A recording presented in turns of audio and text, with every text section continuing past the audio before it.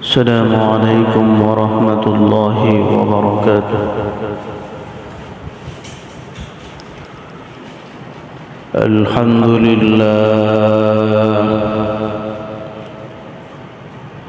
لله وكفى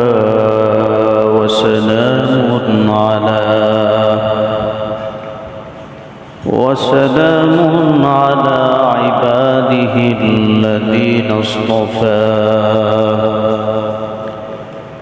الذي أرسله الله تعالى بالحق بشيرا ونذيرا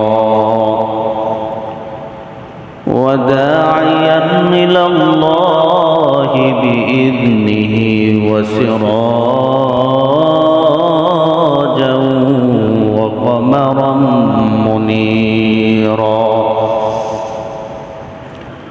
أما بعد فأعوذ بالله من الشيطان الرجيم.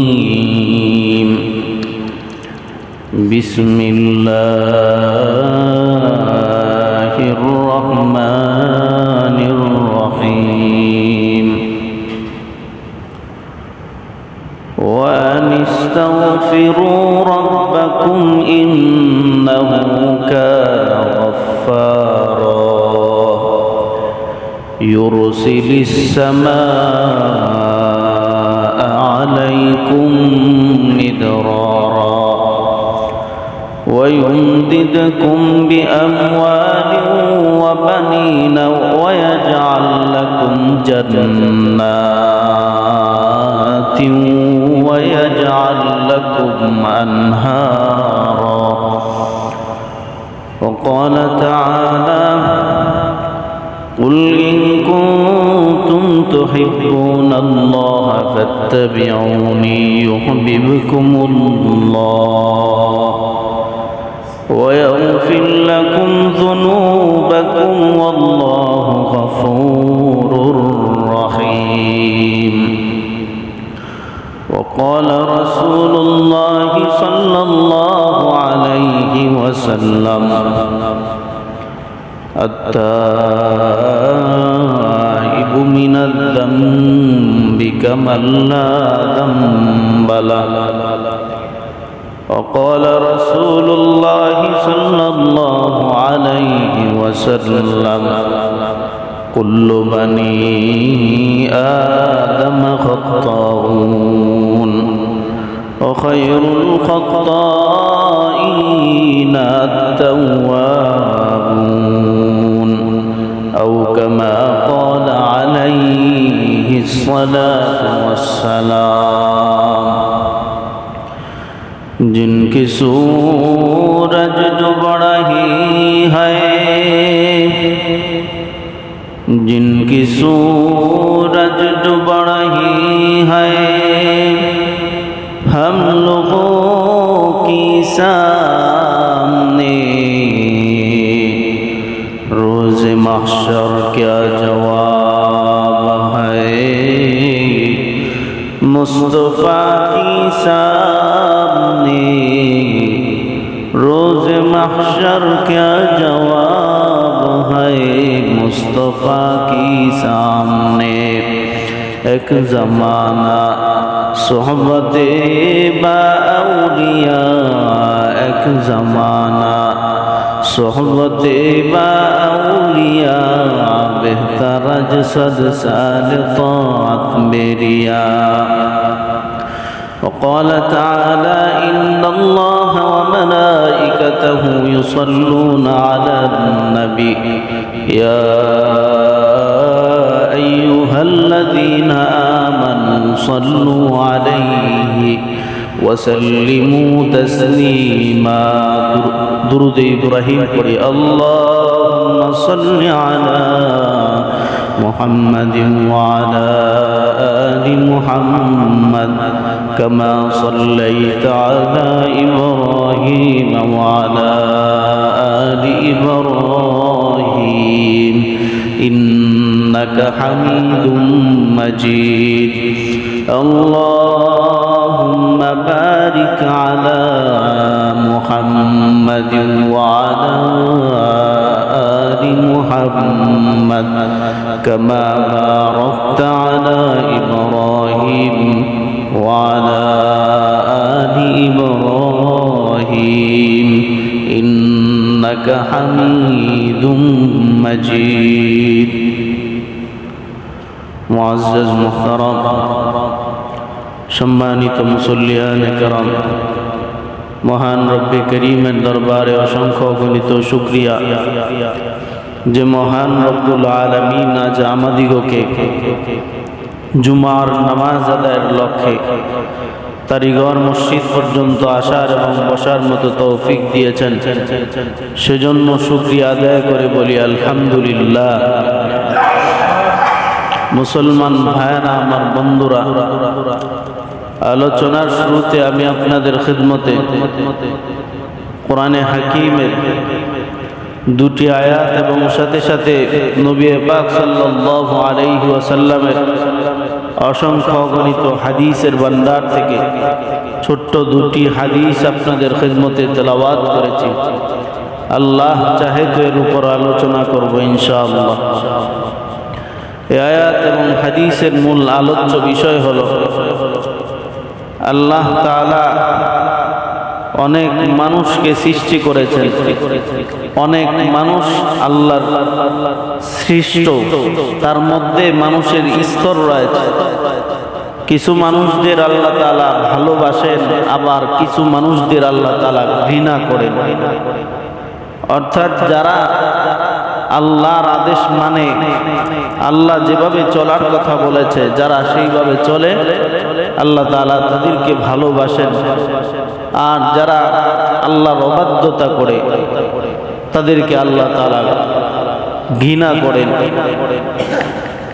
আজকে আমার আলোচ্য বিষয় হলো আল্লাহ তাআলা ভালোবাসেন এমন 7 শ্রেণীর লোক রয়েছে যাদেরকে আল্লাহ তাআলা ভালোবাসেন। এই 7টা গুণ যদি কারো ভিতর থাকে, আল্লাহ তাআলা তাকে তার জীবনের গুনাহগুলো মাফ করে দিয়া তাকে বিনা হিসাবে জান্নাত দিয়া দিয়ে।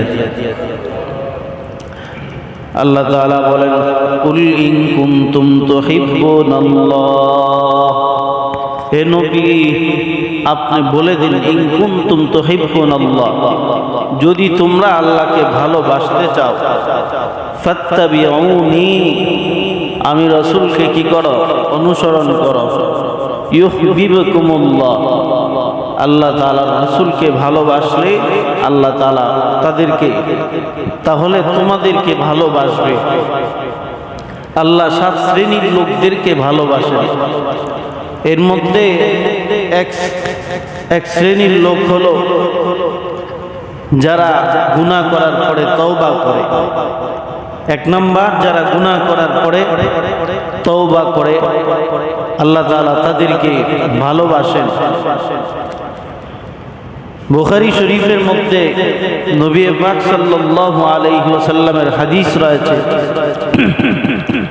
নবীজি সাল্লাল্লাহু আলাইহি ওয়াসাল্লাম বলেন, যখন কোনো বান্দা গুনাহ করতে করতে একেবারে তার গুনাহর দিকে জীবন চালাইতেই থাকে, সেই বান্দা যদি তওবা করে আল্লাহর কাছে ফিরে আসতে চায়, তাহলে আল্লাহ তাআলা কেমন খুশি হয়।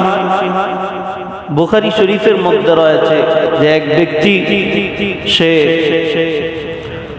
দূরে সফর করতেছিল, মরুভূমি দিয়ে সফর করতেছিল। তার যে একটা উট ছিল, বাহন ছিল, হঠাৎ প্রতিমধ্যে সে তার ঘুম আসছে, ক্লান্ত হয়ে গেছে। ঘুমের কারণে সে ওখানে বাহনটা এক জায়গায় রাইখা ঘুমায় গেছে। উইঠা দেখে বাহন সে আর খুঁজে পাইতেছে না। তখন সে তার কোনো কিছু নাই, ওই মরুভূমির ভিতর তার মৃত্যু ছাড়া আর কোনো অবস্থান ছিল না, একমাত্র মৃত্যুই তার অনিবার্য ছিল। হঠাৎ কিছুক্ষণ পরে আবার তাকায় দেখে এই অবস্থায় ঘুমায় গেছে যে আমার এখন মৃত্যুই হবে। আবার ঘুমায় গেছে। ঘুম থেকে ওঠার পরে তাকায় দেখে উটটা আবার তার সামনে আসছে। এমন খুশি হয়েছে সে, খুশি হয়ে বলতেছে আল্লাহর প্রতি সে কৃতজ্ঞ হইয়া বলতেছে যে আল্লাহরে বলতেছে, আল্লাহ তুমি আমার বান্দা, আমি তোমার আল্লাহ। কতটা খুশি হয়ে গেছে। খুশিতে অনেক সময় মানুষ অনেক রকম কথা বলে ফেলে। তো ওই ব্যক্তি যেরকম তার হারানো উট পাইয়া যেরকম খুশি হয়েছে, নবী পাক সাল্লাল্লাহু আলাইহি ওয়াসাল্লাম বলেন, কোন বান্দা যদি গুনাহ থেকে নিজেকে পবিত্র করে তওবা করার ইচ্ছা করে, তওবা করে, আল্লাহ তাআলা তাকে পাইয়া তার চাইতেও বেশি খুশি হন। সুবহানাল্লাহ। এজন্য তওবার অনেকগুলো গুণ রয়েছে। এক নাম্বার, আল্লাহ তাআলা 7 শ্রেণীর মধ্যে এক নাম্বার হলো যারা গুনাহ করার পরে তওবা করে। কোরআনে হাকীমের মধ্যে আল্লাহ তাআলা বলেন, ওয়া আনিস্তাগফিরু রাব্বাকুম ইন্নাহু কানা গফফারা। ওয়া আনিস্তাগফিরু রাব্বাকুম, তোমরা কি করো? তোমাদের রবের কাছে ইস্তিগফার করো। কেউ যদি আস্তাগফিরুল্লাহ প্রতিদিন পড়তে থাকে, কয়েকটা ফায়দা আল্লাহ তাআলা আয়াতে কারীমায় উল্লেখ করেছেন। আল্লাহ তাআলা বলেন, ওয়া আনিস্তাগফিরু রাব্বাকুম ইন্নাহু কানা গফফারা। তোমরা আমার কাছে কি করো? ইস্তিগফার করো। ইন্নাহু কানা গফফারা, নিশ্চয়ই আল্লাহ তাআলা ক্ষমাশীল। সুম্মা তুবু ওয়া আনিস্তাগফিরু রাব্বাকুম ইন্নাহু কানা গফফারা ইউরসিলিস সামাআ আলাইকুম মিদরারা। আল্লাহ তাআলা বলেন যে তোমরা যদি ইস্তিগফার করো তাহলে এক নাম্বার ফায়দা হলো ইউরসিলিস সামাআ আলাইকুম মিদরারা, আমি আল্লাহ তাআলা তোমাদেরকে বৃষ্টির মতো রহমত দিব, বৃষ্টির মতো। ইউরসিলিস সামাআ আলাইকুম মিদরারা ওয়া ইউমদিদকুম বিআমওয়ালিন ওয়া বানিন। আল্লাহ তাআলা বলেন ইস্তিগফার করার কারণে ওয়া ইউমদিদকুম বিআমওয়ালিন ওয়া বানিন, যাদের কি নাই, মাল নাই, যাদের টাকা পয়সা নাই, ইস্তিগফারের আমল করলে আল্লাহ তাআলা তাদেরকে টাকা পয়সা দিবেন। বিআমওয়ালিন ওয়া বানিন, আল্লাহ তাআলা বলেন যাদের সন্তান হয় না, যাদের সন্তান নাই, তারাও যদি প্রতিদিন ইস্তিগফার করে আমি আল্লাহ তাআলা তাদেরকে সন্তান দিব। ওয়া ইয়াজআল লাকুম জান্নাতিন ওয়া ইয়াজআল লাকুম আনহারা। আল্লাহ বলেন যে যাদের বাড়িঘর নাই, যাদের জমি জমা নাই, তারা যদি ইস্তিগফার করে আমি আল্লাহ তাআলা তাদেরকে জমি জমার ব্যবস্থা করে দিব। সুবহানাল্লাহ। ইস্তিগফারের অনেক ফজিলত রয়েছে। অনেক ইস্তিগফার অনেকে পড়তে অনেক সময় অনেকে মুস্তাজাবুদ দাওয়া হয়ে গেছে। যেই ইস্তিগফার যারা বেশি পড়ে তারা মুস্তাজাবুদ দাওয়া আল্লাহ তাআলা তাদেরকে বানায় দেয়। যেই দোয়া করে আল্লাহ তাআলা সেই দোয়াই তাদের পক্ষ থেকে কবুল করে।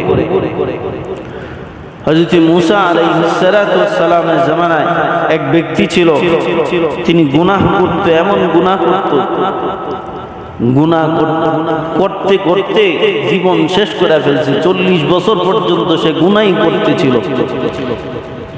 হঠাৎ এক সময় কি হইল, মিশরে কোনো বৃষ্টি হইতো না। মূসা আলাইহিস সালাতু ওয়াস সালামের জামানায় বৃষ্টি বন্ধ হয়ে গেল। এমনিতেই তো মরুভূমি, একেবারে খরা শুরু হয়ে গেছে, মানুষের দুর্ভিক্ষ চলে আসছে। এই অবস্থায় হযরত মূসা আলাইহিস সালাতু ওয়াস সালামের উম্মতেরা পয়গম্বর মূসা আলাইহিস সালাতু ওয়াস সালামের কাছে আরজি জানায়, ও পয়গম্বর, আপনার দোয়া তো কবুল হবে, রব্বে করিমের কাছে দোয়া করি আল্লাহ তাআলা যেন আমাদেরকে বৃষ্টি দিয়া ফলমূলের ব্যবস্থা করে দেয়। পয়গম্বর মূসা আলাইহিস সালাতু ওয়াস সালাম মালিকের কাছে সমস্ত মানুষদেরকে নিয়ে দোয়া করতে শুরু করলেন। মালিককে ডাক দিয়ে বলতেছে, ও আল্লাহ, মিশরের জমিনে আজকে কয়েক বছর পর্যন্ত বৃষ্টি হয় না, মানুষগুলো খানার জন্য হাহাকার করে, পশু পাখির খাবারের ব্যবস্থা নাই। ও দয়ার মালিক, আপনি দয়া করে এই মিশরের জমিনে আপনি বৃষ্টি বর্ষণ করেন। পয়গম্বর দোয়া করার পরেও আল্লাহ তাআলা পয়গম্বরের দোয়া কবুল করতেছেন না। পয়গম্বরকে ডাক দিয়া মালিক বলে, ও মুসা পয়গম্বর, আমি তোমার দোয়া কবুল করতে পারি, একটা শর্ত আছে। পয়গম্বর ডাক দিয়া বলে, মালিক বলে কি শর্ত, কি কারণে আমার দোয়া কবুল হইতেছে না? পয়গম্বরটি আল্লাহ তাআলা ডাক দিয়া বলে, এ মুসা, তুমি যাদেরকে নিয়ে দোয়া করতেছো এর মধ্যে এমন একটা মানুষ আছে, এমন একটা গুনাহগার আছে যে 40 বৎসর পর্যন্ত আমি মালিকের কদমে একদিনও সিজদা দেয় নাই। আল্লাহ তাআলা পয়গম্বররে বললেন যে এখানে এমন একটা মানুষ আছে যার 40 বৎসর পর্যন্ত সে একদিন পশ্চিম দিকে একদিনও কপালটারে ঠেকায় নাই। সে যদি এই জায়গা থেকে উঠা চলে যায় তাহলে আমি আল্লাহ তাআলা বৃষ্টি দিব। ওই লোকটা এমন অবস্থায় হাজার হাজার মানুষের সামনে, ওই লোকটা একজন যদি অনেক মানুষের সামনে একজন উঠা যায়, মানুষ তখন যাই না ফেলবেছে সে গুনাহ করছে, সে গুনাহগার, তার জন্য আমাদের বৃষ্টি হয় না, সমাজে সে আর বসবাস করার উপযোগ্য থাকবে না। আল্লাহ তাআলার কাছে ওই ব্যক্তি ওই সময় এমন ভাবে ভিতরে ভিতরে এমন লজ্জিত হয়েছে, এমন ভাবে গুনার জন্য অনুতপ্ত হয়েছে, আল্লাহ তাআলা ওই মজলিসেই বৃষ্টি দিয়া দিয়েছে। এবার পয়গম্বর ডাক দিয়া বললেন, ও মালিক, আমার এই মজলিস থেকে তো একটা লোক উঠে গেল না, তুমি না বললা যে এখানে একটা গুনাহগার আছে যার কারণে তুমি বৃষ্টি দাও না, এখন আবার দেখতেছি তুমি বৃষ্টি দিতেছ, মালিক বলো না কে সেই গুনাহগার, আর কেনই বা তুমি বৃষ্টি দিলা? কেউ তো আমার এখান থেকে উঠা যায় নাই। সেদিন আল্লাহ তাআলা ডাক দিয়া বলছিল, ওই পয়গম্বর মুসা, ওই ব্যক্তি এমন ভাবে তওবা করছে, আমি আল্লাহ তাআলা তারে মাফ করে দিয়া সাথে সাথে বৃষ্টির ব্যবস্থা করে দিছি। শুধু তাই না, মুসা নবী সব জিনিস নিয়ে ওনার একটা আকর্ষণ কাজ করত, একটা বিষয় উনি জানতে চাইতেন, আল্লাহর কাছে বলতেছে, আল্লাহ ওই ব্যক্তিটারে আমি একটু দেখতে চাই যে যার তওবা আপনি অল্প সময়ে গ্রহণ করলেন, কবুল করলেন। আল্লাহ তাআলা ডাক দিয়া বলে, পয়গম্বর, ওই লোক 40 বছর পর্যন্ত গুনাহ করছে, কোনোদিন আমি আল্লাহ মানুষকে জানাই নাই, কোনদিন ওই বান্দার খাবার আমি আল্লাহ তাআলা বন্ধ করে দেই নাই, কোনদিন ওই বান্দারে আমি কোনো রকম কষ্ট দেই নাই। আজকে আমি আল্লাহ তাআলা ওই ব্যক্তি তওবা করার পরে আমি মুসা তোমারে জানাইতে পারবো না। আল্লাহ তাআলা তওবাকারীদেরকে, 1 নাম্বার তওবাকারীদেরকে অনেক ভালোবাসেন, 2 নাম্বার হলো যারা মানুষদেরকে ইহসান করে, যারা মানুষদেরকে মানুষদেরকে ভালোবাসে আল্লাহর জন্য, মানুষের উপকার করে। নবী পাক সাল্লাল্লাহু আলাইহি ওয়াসাল্লাম বলেন, হাসরের দিনে একটা আমল মিজানের পাল্লায় সবচেয়ে বেশি ভারী হবে, সবচাইতে নামাজ রোজার চাইতে বেশি ভারী হবে একটা আমল। সেই আমল হলো কোনো মানুষের জন্য সৎ ব্যবহার করা, কোনো মানুষের সাথে ভালো আচরণ করা।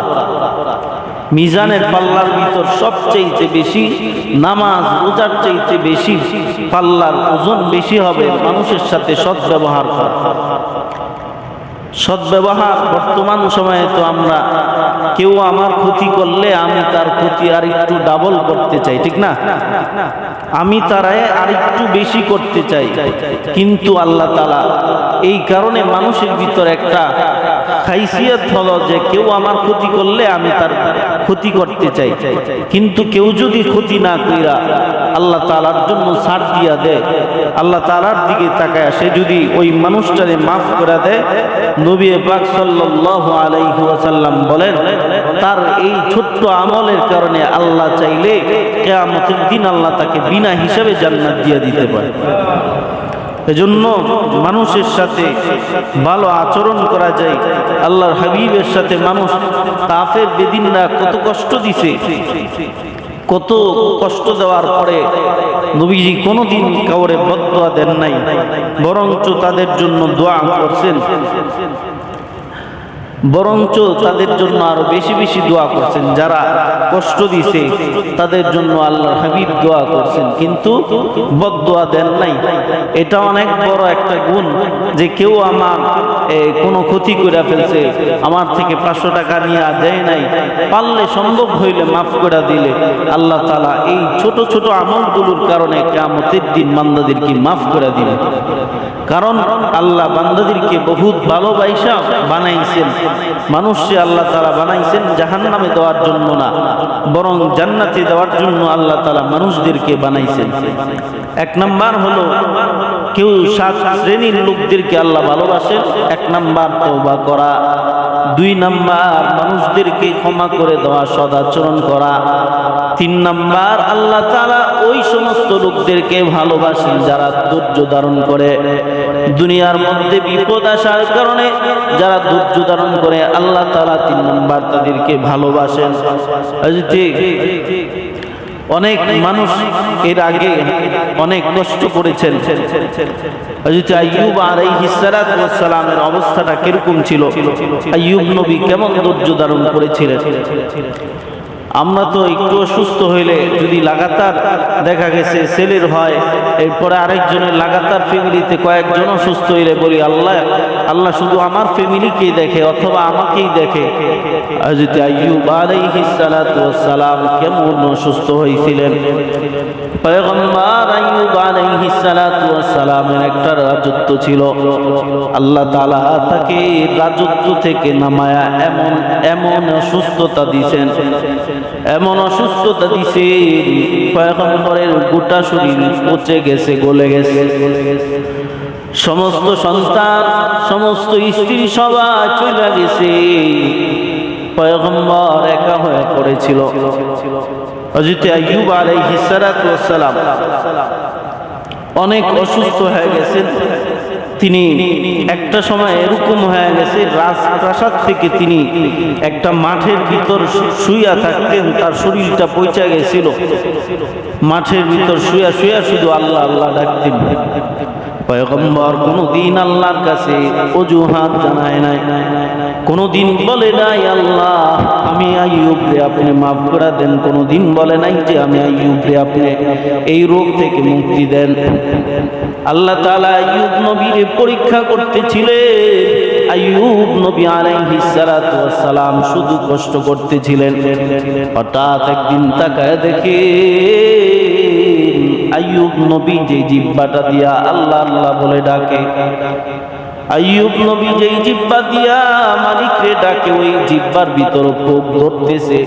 এবার হযরত আইয়ুব আলাইহিস সালাতু ওয়াস সালাম মালিকরে ডাক দিয়া বলে, ও মালিক, আমার গোটা শরীর পচে গেছে, গলে গেছে, আমার আইয়ুবের কোনো কষ্ট নাই মালিক, কিন্তু জিহ্বাটার ভিতর পোকা লাগছে। যে জিহ্বাটা দিয়া তোমারে ডাকি, যে জিহ্বা দিয়া তোমার নাম ডাকি, সেই জিহ্বাটার ভিতর পোকা লাগছে মালিক, এবার তুমি আমারে সুস্থ করে দাও। আইয়ুব নবী সব কিছু চলে গেছে, সব শেষ হয়ে গেছে, তারপরেও ধৈর্য ধারণ করছে। আল্লাহ তাআলা তার দুনিয়াতে পরবর্তীতে আবার সব ফিরাই দিছে, তার শরীর সুস্থ করে দিছে। ধৈর্য ধারার কারণে আল্লাহ তাআলা তাকে পুনরায় সব কিছু দিয়া দিছে, শুধু দুনিয়াতেই না। আল্লাহ তাআলা কোরআনে হাকীমের সূরা বাকারার মধ্যে বলেন, ওয়ালা নাবলুওয়ান্নাকুম বিশাইইন মিনাল খাউফি ওয়াল জু'i ওয়া নাকসিম মিনাল আমওয়াল ওয়াল আনফুসি ওয়াত তামারাত ওয়া বাশশিরিস সাবিরিন। আল্লাহ তাআলা বলেন, তুমি যদি মুমিন হও অবশ্যই তোমাকে আমি আল্লাহ তাআলা পরীক্ষা করব। ওয়াবাশশিরিস সাবিরিন আয়াতের শেষাংশে আল্লাহ তাআলা বলেন, যারা ধৈর্য ধারণ করবে তাদের জন্য সুসংবাদ। কিয়ামতের দিন সর্বপ্রথম যে শ্রেণীর লোকেরা জান্নাতে যাবে, যাদেরকে সর্বপ্রথম ডাক দেওয়া হবে দুনিয়ার মধ্যে যারা ধৈর্য ধারণ করছে, আল্লাহ তাআলা কিয়ামতের দিন সর্বপ্রথম ডাক দিবে, আইনাস সাবিরুন, ওই ধৈর্যশীলরা কোথায় তোমরা? আল্লাহ তাআলা ডাক দিবে, ধৈর্যশীলরা কোথায়, তোমরা দ্রুত আসো, আমি রবের জান্নাতের দিকে তোমরা চলো। ধৈর্য ধারণ করা 3 নাম্বার আমল হলো ধৈর্য ধারণ করা। আল্লাহ সাত কারণে মানুষদেরকে ভালোবাসেন। 1 নাম্বার হলো তওবা করা, মনে রাখেন, 1 নাম্বার তওবা করা, 2 নাম্বার সৎ আচরণ করা, মানুষের সাথে সৎ ব্যবহার করা, 3 নাম্বার হলো ধৈর্য ধারণ করা, ধৈর্য ধারণ করা। অনেক সময় দেখা গেছে ধৈর্যটা একটু কঠিন হয়ে যায়। দেখা গেছে অনেক 5 বছর 10 বছর পরে সন্তান হয়েছে, অনেক ডাক্তার দেখা হওয়ার পরে সন্তান 2-4 মাস পরে ইন্তেকাল করে। কি হয়েছে? এই সময় মানুষ ধৈর্য ধারণ করতে পারে না, তখন অস্থির হয়ে যায়। নবীজি সাল্লাল্লাহু আলাইহি ওয়াসাল্লাম বলেন, এমন কারো যদি ছোট সন্তান দেখা গেছে অনেক বছর হয় না, বা সন্তান তো না হোক বা হোক, হওয়াটা তো অনেক কষ্টের, 10 মাস পর্যন্ত মহিলারা অনেক কষ্ট করে। আমি গত 4-5 বছর আগে ঈদের নামাজ পড়ানোর পরে এক লোক আমার কাছে আসছিল যে হুজুর চলেন আজকে একটু আমার সাথে কবরস্থানে যাবেন। ঈদের দিন সে দেখলাম যে খুব কান্না করতেছে। আমি বললাম, কেন আজকে ঈদের দিন আপনি কবরস্থানে যাবেন? বলল, হুজুর আমার সাথে চলেন। আমার ছোট্ট একটা সন্তান ছিল, দীর্ঘ 17 বছর পরে আমার সন্তান হয়েছে। সন্তান, ছোট্ট সন্তান, মাত্র 3 বছর বয়সে আমার 17 বছর পরে হওয়া সন্তানটা ইন্তেকাল করছে। লোকটার দিকে তাকানো যায় না। কবরস্থানে যে যখন আমি দোয়া করতে লাগলাম, ওই লোক এমন ভাবে হাউমাউ করে কান্না শুরু করে দিল। তখন নবীজি বলেন, কারো সন্তান হওয়ার পরে যদি ইন্তেকাল করে, সে যদি ওই সময় এই কথা বলে যে আল্লাহর মাল আল্লাহ নিয়ে গেছে, আল্লাহ যা করে ভালোর জন্য করে, এই ছোট্ট ধৈর্য যদি কেউ ধরতে পারে, আল্লাহ তাআলা তারে বিনা হিসেবে জান্নাত দিয়ে দিবেন। সন্তানগুলো ছোট্ট অবস্থায় মারা গেলে কিয়ামতের দিন এরা বাবা মাকে সারা জান্নাতের দিকে যাবে না। এই ছোট ছোট বাচ্চাদেরকে পয়গম্বর ইব্রাহিম আলাইহিস সালাতু ওয়াস সালাম আসমানের ভিতর তাদেরকে কোরআন শিক্ষা দেয়, কোরআন পড়ায়। ছোট বাচ্চা যাদের হয়ে মারা যায়, তাদের সন্তানগুলো কিয়ামতের দিন আল্লাহর কাছে দাঁড়ায় যাবে। বাবা মা যদি গুনাহ করে জাহান্নামে নিয়ে যাইতে চায়, ফেরেশতারা তাদেরকে জাহান্নামে নিয়ে যাইতে চায়, ওই বাচ্চাগুলো রবের কাছে দাঁড়ায় যাবে, বলবে, আল্লাহ, এ আমার বাবা, আমার মা, আমি যেদিন আপনি আমাকে নিয়ে আসছিলেন, এত মহব্বতের আমি তাদের কাছে ছিলাম, আমার ভালোবাসা, তারা আমাকে অনেক ভালোবাসতো। আপনার দিকে তাকায় সেদিন আপনি আমাদেরকে নিয়ে আসার পরে সেদিন আমার বাবা মা ধৈর্য ধারণ করেছিল, আজকে আপনি তাদেরকে জাহান্নামে দিতে পারবেন না। বাচ্চা দাঁড়ায় যাবে।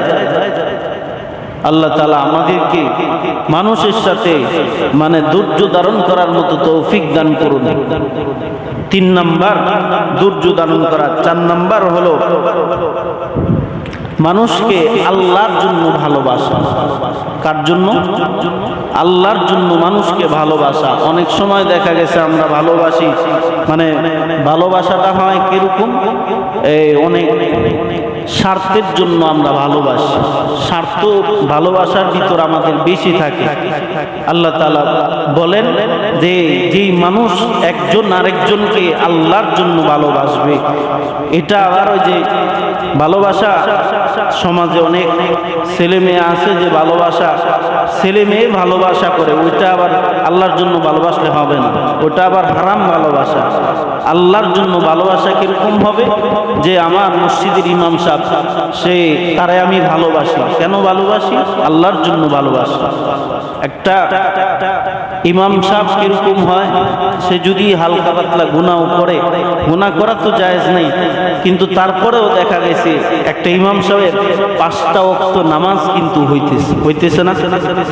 কিয়ামতের দিন সর্বপ্রথম যে ইবাদতের হিসাব নিবে আল্লাহ তাআলা, আউয়ালু মা ইউহাসাবু বিহিল আবদু ইয়াউমাল কিয়ামাতিস সালাহ, নামাজের হিসাব বান্দার থেকে আল্লাহ তাআলা সর্বপ্রথম নিবে। এই যে ইমাম সাহেব 2 টাকা বেতনে চাকরি করে, 4,000-5,000 টাকা পায়, কষ্ট করে জীবন চালাইতেছে, সেদিন আল্লাহ তাআলার কাছে সে কিন্তু পার পেয়ে যাবে। আল্লাহ তাআলা যখন তাদেরকে মানুষকে সর্বপ্রথম নামাজের জন্য জিজ্ঞাসা করবে, ইমাম সাহেব জিগাইলে তো ইমাম সাহেব তো বেতনের কারণে হোক আর যেই কারণেই হোক সে তো নামাজ পড়তেছে না। আল্লাহ তাআলা মানুষদেরকে ছোট্ট ছোট্ট আমল খুঁজবে যে আমি বান্দাদেরকে মাফ করে দিব। এক হাদিস আসছে, নবীজি সাল্লাল্লাহু আলাইহি ওয়াসাল্লাম বলেন যে মানুষের যদি কোনো আমল আল্লাহ তাআলা না পায়, মানে তার জীবনে কোনো আমলই নাই, শুধুমাত্র সে যদি বলে যে সে মুসলমান হয়েছে, লা ইলাহা ইল্লাল্লাহ মুহাম্মাদুর রাসূলুল্লাহ, এই পর্যন্ত যদি কেউ বলে, এক হাদিসে আসছে আল্লাহ তাআলা তাকে মাফ করে দিবে, বিনা হিসাবে জান্নাত দিয়ে দিবে। আল্লাহ তাআলা সেদিন মানুষদেরকে ছোট ছোট আমল খুঁজতে থাকবে। আরেক হাদিসে আসছে মানুষের জীবনের জিন্দেগিতে ভালো কোনো আমল নাই, তার জানাজার নামাজের মধ্যে যদি 100 জন মুসলমান যদি উপস্থিত থাকে, 100 জন মানুষ যদি তার জানাজার নামাজ পড়ে, আল্লাহ তাআলা তারে মাফ করে দিবেন। আরেক হাদিসে আসছে যে 40 জন যদি কারো জানাজার মধ্যে ভালো মানুষ যদি কারো জানাজায় শরীক হয়, আল্লাহ তাআলা তারে মাফ করে দিবেন। আরেক হাদিসে নবীজি কত সহজ করে দিয়েছে, আরেক হাদিসে আসছে যদি 10 জন ভালো মানুষ যদি কারো জানাজার মধ্যে থাকে, আল্লাহ তাআলা কিয়ামতের দিন তার ছোট ছোট আমলগুলো খুঁজতে খুঁজতে ওই 10 জন যদি তার জানাজার মধ্যে ভালো মানুষ থাকে, ওই কারণে আল্লাহ তাআলা তারে মাফ করে দিবেন। আল্লাহ মানুষে কত ছোট ছোট আমল খুঁজতে থাকবে।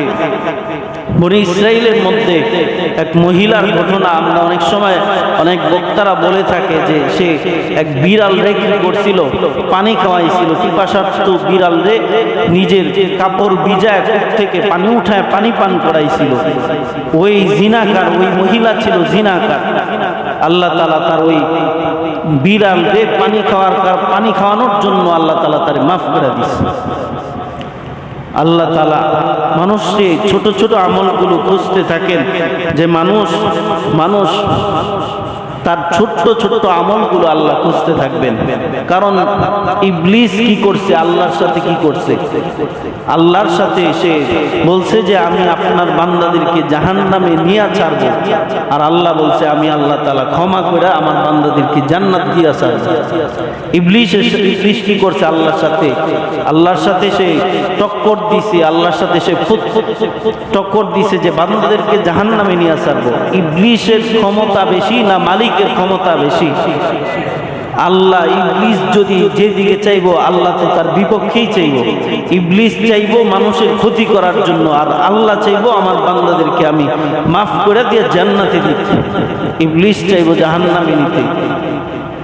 নবীজি সাল্লাল্লাহু আলাইহি ওয়াসাল্লাম হযরত মুহাম্মদুর রাসূলুল্লাহ সাল্লাল্লাহু আলাইহি ওয়াসাল্লামকে আজীবন কষ্ট দিয়েছে আব্দুল্লাহ ইবনে উবাই, যিনি ছিল মুনাফিকের সর্দার ছিল। মুসলমানদের ইহুদিরা যতটা ক্ষতি না করতে পারে, মুসলমান নামদারি মুনাফিকরা তার চাইতে বেশি ক্ষতি করে।